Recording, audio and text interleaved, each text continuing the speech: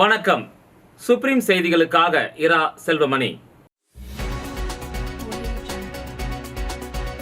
புதுச்சேரி மறைமலை அடிகள் சாலை உப்பனாறு கால்வாய் பாலம் கட்டுமான பணி பூமி பூஜை செய்து தொடங்கி வைத்த ஆளுநர் மற்றும் முதல்வர்.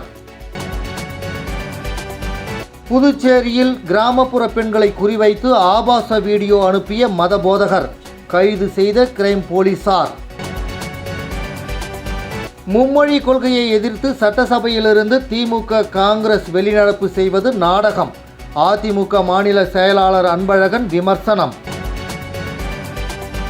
சென்னை இராணுவ பயிற்சி மையத்தில் பயிற்சி நிறைவு அணிவகுப்பு நிகழ்ச்சி. பயிற்சி முடித்த 159 இராணுவ வீரர்கள் கௌரவிப்பு. இனி விரிவான செய்திகள். புதுச்சேரி மறைமலை அடிகள் சாலையில் உப்பனாறு கால்வாய் பால கட்டுமான பணிக்கான பூமி பூஜை இன்று நடைபெற்றது. துணைநிலை ஆளுநர் கைலாஷ்நாதன் பூமி பூஜையில் கலந்து கொண்டு பணிகளை தொடங்கி வைத்தார். புதுச்சேரி மறைமலை அடிகள் சாலையில் உப்பனாறு கால்வாய் பாலம் கட்டுமான பணிக்கான பூமி பூஜை இன்று நடைபெற்றது. துணைநிலை ஆளுநர் கைலாஷ்நாதன் பூமி பூஜையில் கலந்து கொண்டு பணிகளை தொடங்கி வைத்தார். முதலமைச்சர் ரங்கசாமி, சட்டப்பேரவைத் தலைவர் செல்வம், பொதுப்பணித்துறை அமைச்சர் லட்சுமி நாராயணன், சட்டமன்ற உறுப்பினர் நேரு, தலைமை செயலர் டாக்டர் சரத் சௌகான், பொதுப்பணித்துறை செயலர் டாக்டர் முத்தம்மா, துணைநிலை ஆளுநரின் செயலர் டாக்டர் மணிகண்டன், மாவட்ட ஆட்சியர் திரு குலோத்துங்கன், பொதுப்பணித்துறை தலைமை பொறியாளர் தீனதயாளன் மற்றும் அதிகாரிகளும் இதில் கலந்து கொண்டனர். அரேஞ்ச்மெண்ட் பண்ணியிருக்கோம். முடிச்சுட்டு இதே மாதிரி இதுக்கு மேலே பீச் பீச் வெட்டிக்கலாம். சார், இந்திரா காந்தி சில ராஜீவ் காந்தி ஃப்ளை ஒரு ப்ரொபோசல் சென்ட்ரல் கவர்மெண்ட் கேட்டுருக்காங்க. கொடுத்துட்டீங்களா? இப்போ அதோட எஸ்ன்னு சொல்லிட்டாங்க.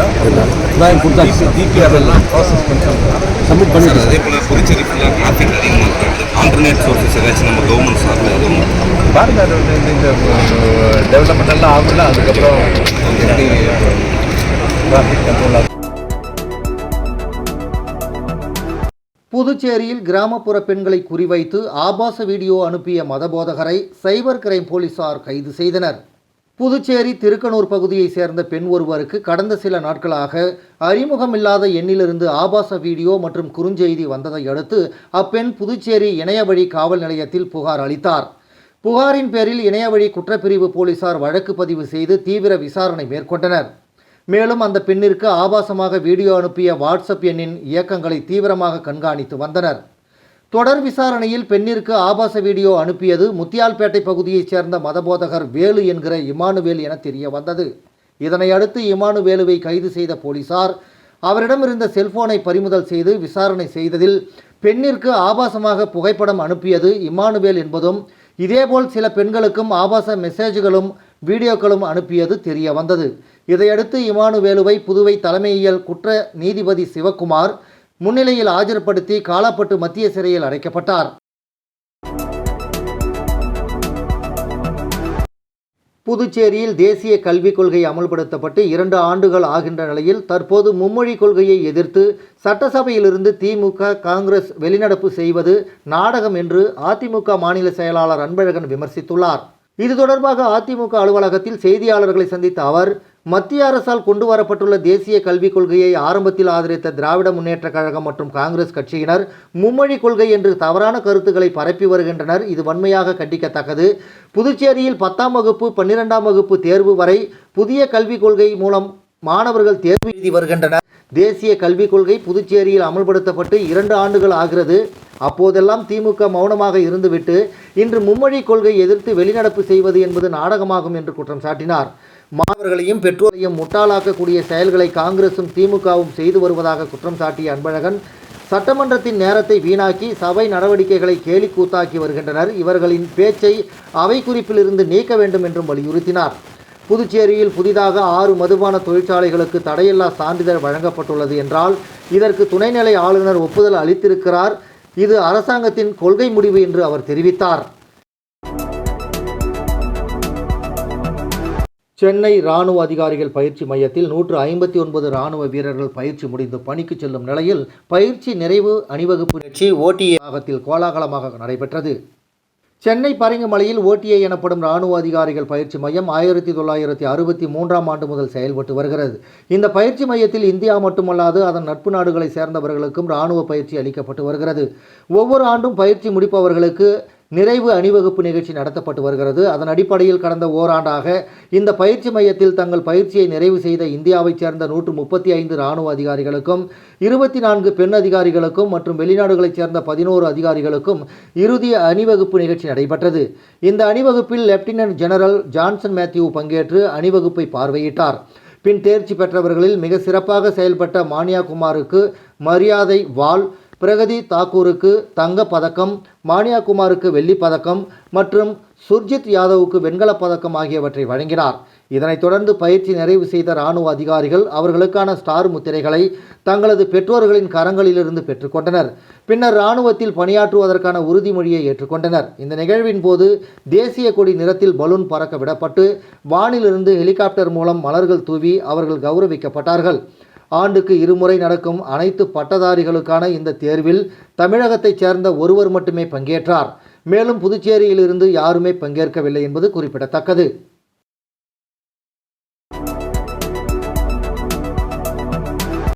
புதுச்சேரி சவரிராயலு நாயக்கர் அரசு பெண்கள் தொடக்கப் பள்ளியில் நடைபெற்ற ஆண்டு விழாவில் ஏராளமான மாணவர்கள் கலந்து கொண்டு தங்களின் திறமைகளை வெளிப்படுத்தினர். புதுச்சேரி சவரிராயலு நாயக்கர் அரசு பெண்கள் தொடக்கப்பள்ளி ஆண்டு விழா தனியார் மண்டபத்தில் நடைபெற்றது.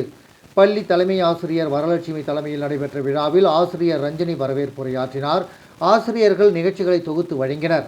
ஆண்டு விழாவையொட்டி நடைபெற்ற நடனம், மாறுவேட போட்டி, பேச்சு போட்டி, பாட்டு போட்டி உள்ளிட்ட பல்வேறு போட்டிகளில் மாணவர்கள் பலர் ஆர்வத்தோடு கலந்து கொண்டு தங்கள் திறமைகளை வெளிப்படுத்தினர். தொடர்ந்து பள்ளி சார்பில் நடத்தப்பட்ட போட்டிகளில் வெற்றி பெற்ற மாணவர்களுக்கு சான்றிதழ்கள் மற்றும் பரிசுகளை வழங்கி கௌரவிக்கப்பட்டனர். நிகழ்ச்சிக்கான ஏற்பாடுகளை சவரிராயலு நாயக்கர் அரசு பெண்கள் தொடக்கப்பள்ளி ஆசிரியர்கள் சிறப்பாக செய்திருந்தனர். பள்ளியின் ஆண்டு விழாவில் ஏராளமான மாணவர்கள் மற்றும் பெற்றோர்கள் பலர் கலந்து கொண்டனர்.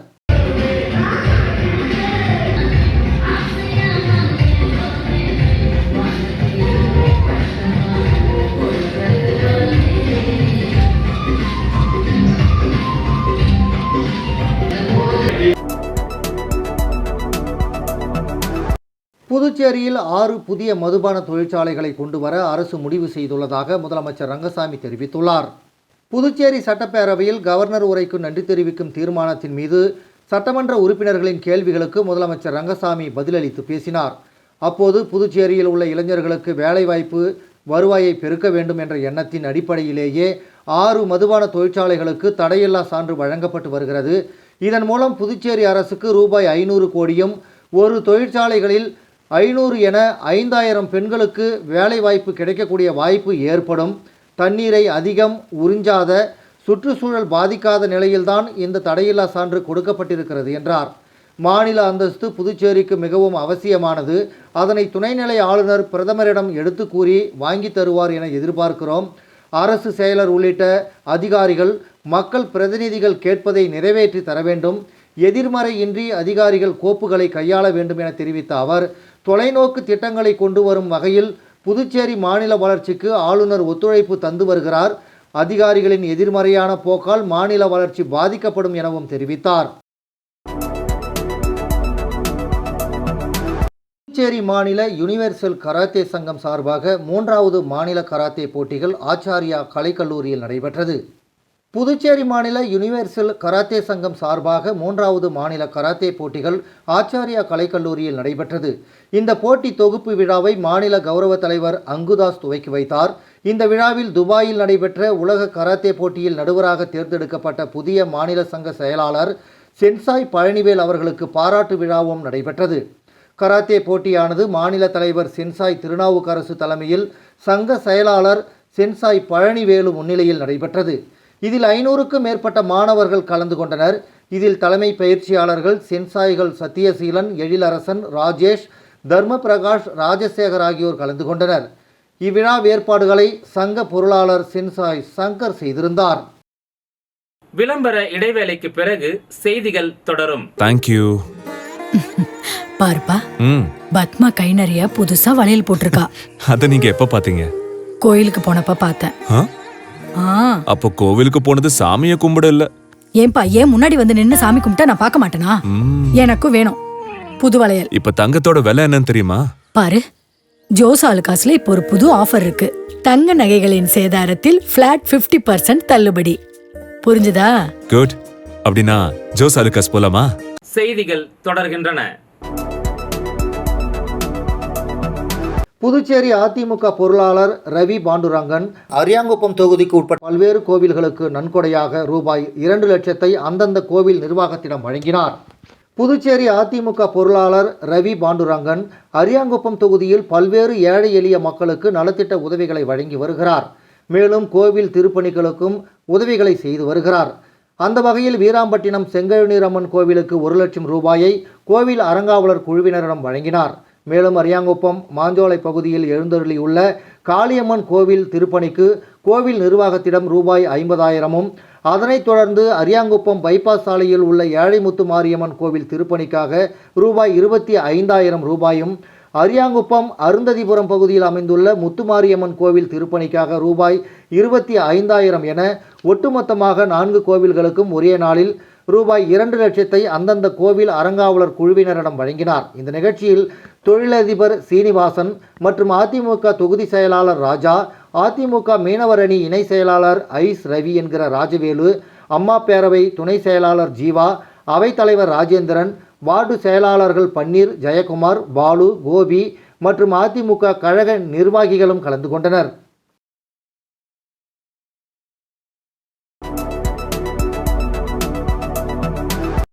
புதுச்சேரி மடுகரை பகுதியில் அமைந்துள்ள நியூ எவர்கிரீன் ஆங்கில உயர்நிலைப் பள்ளியில் புகையிலை எதிர்ப்பு தினத்தை முன்னிட்டு புகைப்பிடிப்பதன் தீமைகள் குறித்த மாணவர்களின் விழிப்புணர்வு நடைபேரணி நடைபெற்றது. புதுவை மாநிலம் மடுகரை பகுதியில் அமைந்துள்ள நியூ எவர்கிரீன் ஆங்கில உயர்நிலைப் பள்ளியில் புகையிலை எதிர்ப்பு தினத்தை முன்னிட்டு புகைப்பிடிப்பதன் தீமைகள் குறித்த மாணவர்களின் விழிப்புணர்வு நடைபேரணி பள்ளி தாளாளர் முன்னிலையில் சிறப்பான முறையில் நடைபெற்றது. இதில் சிறப்பு விருந்தினர்களாக மருத்துவர் பிரியதர்ஷினி, மருத்துவர் பிரகாஷ், மாநில கல்வி செய்தி தொடர்பு அதிகாரி மணிமாறன் மற்றும் பள்ளியின் தாளாளர் ஆகியோர் இணைந்து மாணவர்களின் நடைப்பயண பேரணியை கொடியசைத்து தொடங்கி வைத்தனர். நிகழ்ச்சியில் பள்ளியின் தாளாளர் ஹபீப் ரஹ்மான் தலைமை தாங்கி தொகுப்புரையாற்றினார். இப்பேரணியில் 200க்கும் மேற்பட்ட மாணவர்கள் பங்கேற்று நடைப்பயணமாக பள்ளியில் தொடங்கி மடுகரை பேருந்து நிலையம் வரை புகையிலை மற்றும் புகைப்பிடிப்பதால் ஏற்படும் தீமைகள் குறித்தும் விழிப்புணர்வு பதாகைகளை ஏந்தியும் கோஷங்களை முழங்கியபடியும் சென்றனர். பேரணியில் மழலையர் வகுப்பு முதல் 9ஆம் வகுப்பு வரையுள்ள மாணவர்களால் விழிப்புணர்வு நாடகம், போதைப்பொருள் விழிப்புணர்வு பிரச்சாரம், சிகரெட் அட்டையாலான அரக்க உடை அணிந்தும், புகையிலை பயன்பாட்டால் இறந்தவர்களின் பேயுருவம் மற்றும் புகையிலையால் பாதிக்கப்பட்ட புற்றுநோயாளிகள் போல் மாறுவேடமிட்டு விழிப்புணர்வு நிகழ்ச்சி அசத்தினார்கள். மேலும் ஏரிப்பாக்கம், கூற்றோடு, நெட்டப்பாக்கம் மற்றும் கரியமாணிக்கம் ஆகிய 4 முனை சந்திப்புகளில் இந்த விழிப்புணர்வு பேரணி நடைபெற்றது. இதில் புகைப்பிடிப்பதால் மாரடைப்பு, பக்கவாதம், புற்றுநோய் போன்ற பலவிதமான உடல்நலப் பிரச்சனைகள் ஏற்படுவதை நியூ எவர்கிரீன் பள்ளி மாணவர்கள் பொதுமக்களுக்கு விழிப்புணர்வு ஏற்படுத்தினார்கள். இப்போதைப்பொருள் ஒழிப்பு பேரணிக்காக அனைத்து ஏற்பாடுகளையும் நியூ எவர்கிரீன் ஆங்கில உயர்நிலைப் பள்ளியின் தலைமை ஆசிரியர் சாதிக் அலி மற்றும் பொறுப்பாசிரியை திருமதி வினோதினி, இருபால் ஆசிரியர்கள் மற்றும் பள்ளியில் பணிபுரியும் ஊழியர்கள் அனைவரும் ஒன்றிணைந்து பொதுமக்கள் வியக்கும் வண்ணம் சிறப்பாக செய்திருந்தனர்.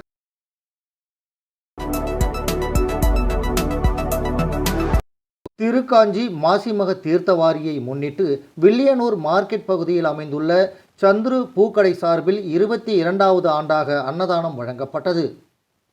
மாசிமக தீர்த்தவாரியை முன்னிட்டு திருக்காஞ்சி ஸ்ரீ கங்கைவராக நதீஸ்வரர் ஆலயம் மற்றும் ஒதியம்பட்டு காசி விஸ்வநாதர் ஆலயம் ஆகிய பகுதிகளில் தீர்த்தவாரி நிகழ்ச்சி வெகு விமர்சையாக நடைபெற்றது. இதில் திரளான பக்தர்கள் கலந்து கொண்டு தீர்த்தவாரி நிகழ்ச்சியில் பங்கேற்றனர். மேலும் மாசிமக தீர்த்தவாரியை முன்னிட்டு வில்லியனூர் மார்க்கெட் வீதியில் அமைந்துள்ள சந்துரு பூக்கடை சார்பாக 22வது ஆண்டாக பொதுமக்களுக்கு அன்னதானம் வழங்கும் நிகழ்ச்சி நடைபெற்றது. இதில் பாலச்சந்தர், பாரதி, பிரபு, விநாயகம், மதன் ஆகியோர் கலந்து கொண்டு பொதுமக்களுக்கு அன்னதானம் வழங்கினர். நடைபெற்ற அன்னதான நிகழ்ச்சியில் சுமார் 2000த்திற்கும் மேற்பட்டோர் கலந்து கொண்டு அன்னதானம் பெற்று பயனடைந்தனர்.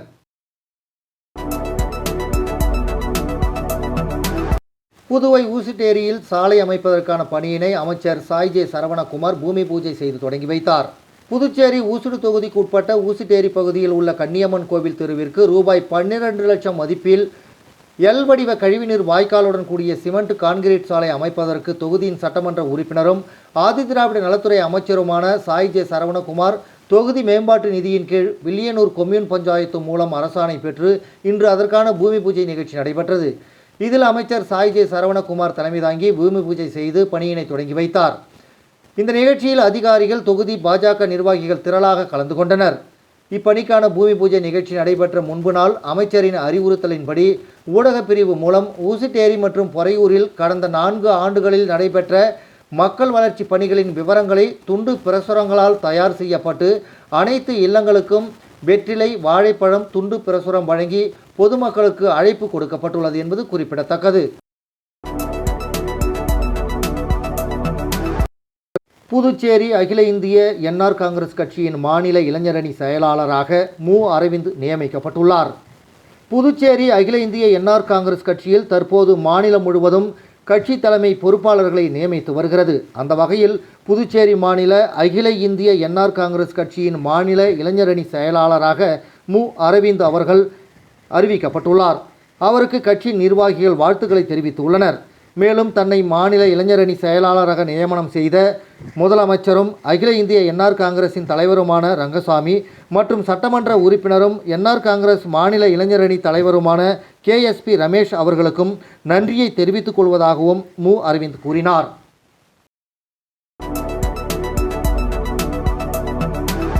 புதுச்சேரி முதியோர் நல கூட்டமைப்பு அலுவலக புதிய கட்டிட திறப்பு விழா துணை சபாநாயகர் மற்றும் பாகூர் சட்டமன்ற உறுப்பினர் முன்னிலையில் நடைபெற்றது.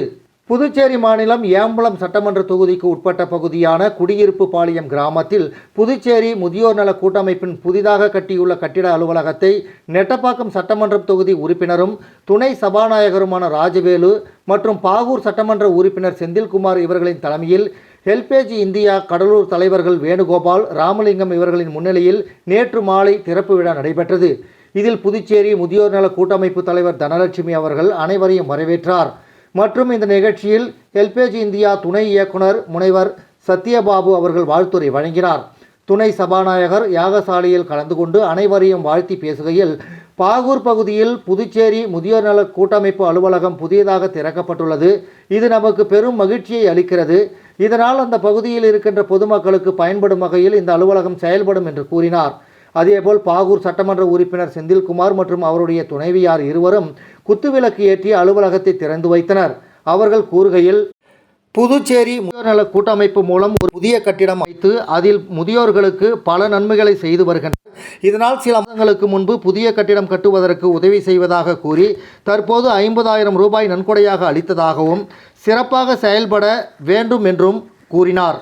இந்த நிகழ்ச்சியில் பாகூர், வில்லியனூர், நெட்டப்பாக்கம் கொம்யூனில் உள்ள முதியோர் குழுவை சார்ந்த உறுப்பினர்கள் 200க்கும் மேற்பட்ட முதியோர்களும் கலந்து கொண்டு சிறப்பித்தனர். இந்த கட்டிடத்தை கட்டுவதற்கு புதுச்சேரியை சேர்ந்த 386 முதியோர் சுய உதவி குழுக்கள் சேர்ந்து பொருள் உதவிகள் செய்துள்ளனர். நிகழ்ச்சி ஏற்பாடுகளை புதுச்சேரி முதியோர் சுய உதவி குழு அடக்கவிலை மைய செயலாளர் ராமசாமி, புதுச்சேரி முதியோர் நல கூட்டமைப்பு செயலாளர் ராமதாஸ், திருமதி மகேஸ்வரி, தமிழ்வேந்தன், பொருளாளர் சதாசிவம் இவர்கள் கலந்து கொண்டு நிகழ்ச்சியினை சிறப்பித்தனர்.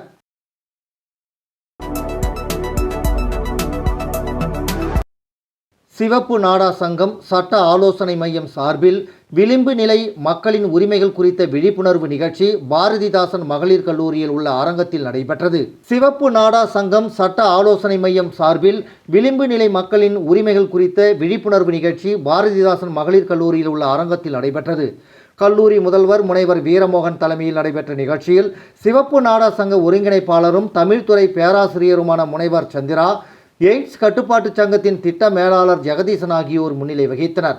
அதனைத் தொடர்ந்து பாலியல் தொழிலாளர்களின் உரிமைகளும் பிரச்சனைகளும் குறித்து எய்ட்ஸ் கட்டுப்பாட்டு சங்கத்தின் திட்ட மேலாளர் ஜெகதீசன் சிறப்புரையாற்றினார். விழாவில் சிறப்பு விருந்தினராக ஆதிதிராவிடர் மற்றும் பழங்குடியினர் நலத்துறை இயக்குனர் இளங்கோவன் கலந்து கொண்டு விளிம்பு நிலை மக்கள் குறித்தும் ஆதிதிராவிட மாணவர்கள் உரிமைகள் மற்றும் சலுகைகள் குறித்து விளக்க உரையாற்றினார். மேலும் மாணவிகள் திட்டமிட்டு குறிக்கோளுடன் படித்தால் வாழ்வில் வெற்றி பெறலாம் என நம்பிக்கை அளித்தார். இந்த நிகழ்ச்சிக்கான ஏற்பாடுகளை ஆங்கிலத்துறை பேராசிரியரும் சட்ட ஆலோசனை மைய ஒருங்கிணைப்பாளருமான முனைவர் சாந்தி, முனைவர் சுரேஷ், முனைவர் முகாஜித் ஆகியோர் செய்து இருந்தனர். இந்த விழிப்புணர்வு நிகழ்ச்சியில் 100க்கும் மேற்பட்ட மாணவிகள் கலந்து கொண்டு பயனடைந்தனர்.